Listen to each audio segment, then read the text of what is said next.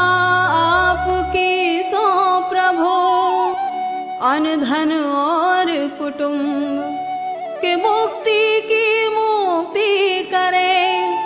धन्य तरहटी भूमि पूजा लई छिनाई इंद्र ने गर्व किया भारी। जय जय गोवर्धन महाराज नाथ तुम भक्तन हितकारी।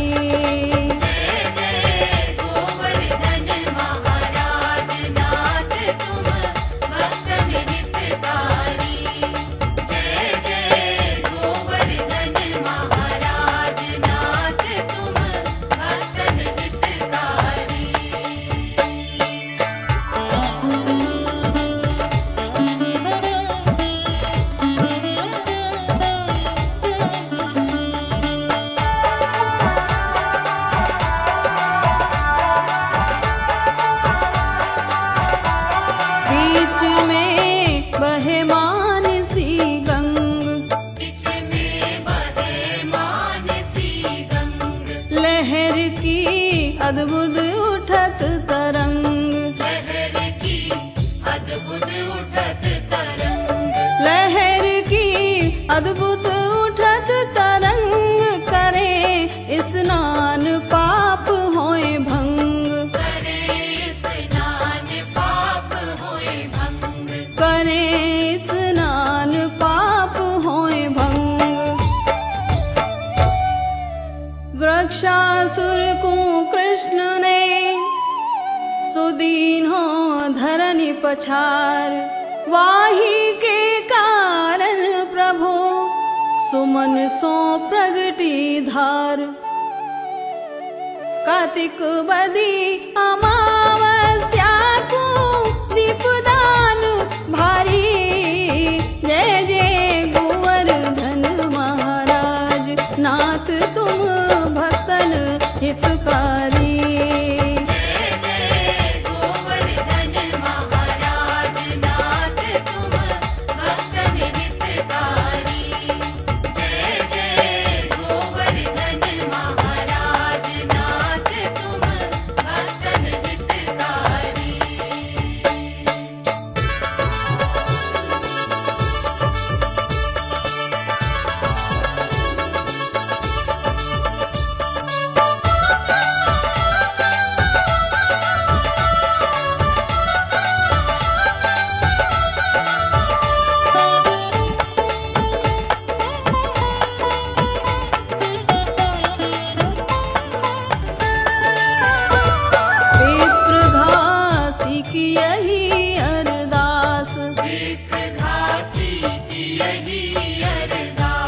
रहूं मैं सब संतन को दास, रहूं मैं सब संतन को दास, रहूं मैं सब गुनियन को दास। सदा गोवर्धन करूं निवास, सदा गोवर्धन करूं निवास, सदा गोवर्धन करूं निवास।